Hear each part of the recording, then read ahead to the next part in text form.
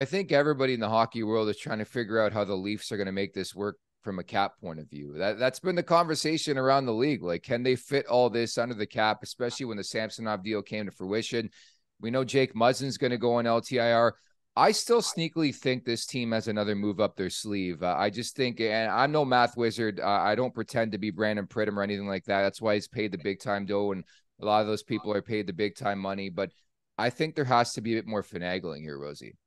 I'm sure they're not against it. I'm sure their ears are wide open and their phone lines are open. It's just a matter of, can you make the team better by making a move and helping your cap situation out? Usually, when you're above the cap, you're not going to make your team a whole lot better by adding prospects, adding talented players that are going to make you better, especially with what this team has and what they need. It's going to have to be a pretty solid player to add to it.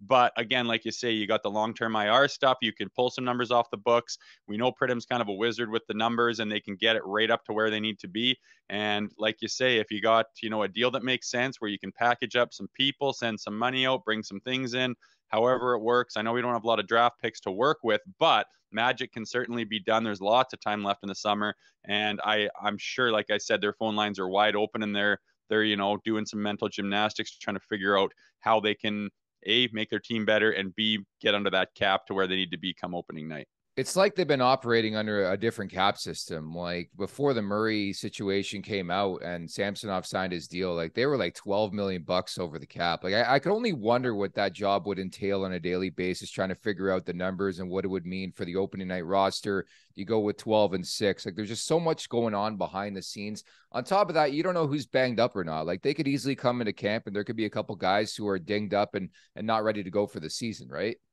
Potentially. I mean, in a perfect world, that shouldn't happen. You have months and months and months to rehab and get True. yourself ready to rock and roll. So there's really not a whole lot of injuries that you can't, get healed up, whether even if you need surgery and whatnot from the end of their last playoff game to opening night. If you're hurt at the night before camp or preseason or opening night, like what have you been doing? Those guys should be healthy. So on my mind, I say there shouldn't be any injuries coming up. But if things are nagging and things happen and they keep stuff under wraps and that comes to light, right before camp, who knows? But the bottom line is there's a couple of different ways to get this off the books. Obviously, Murray coming off, Muzzin coming off is going to drastically dip them down. But again, I don't think, some different moves throughout the rest of the summer are out of the question. There's a lot of, it's just a puzzle piece at this point. How can we move it around to make it a nice, clean puzzle and get it by the rules, by the cap, and get it under?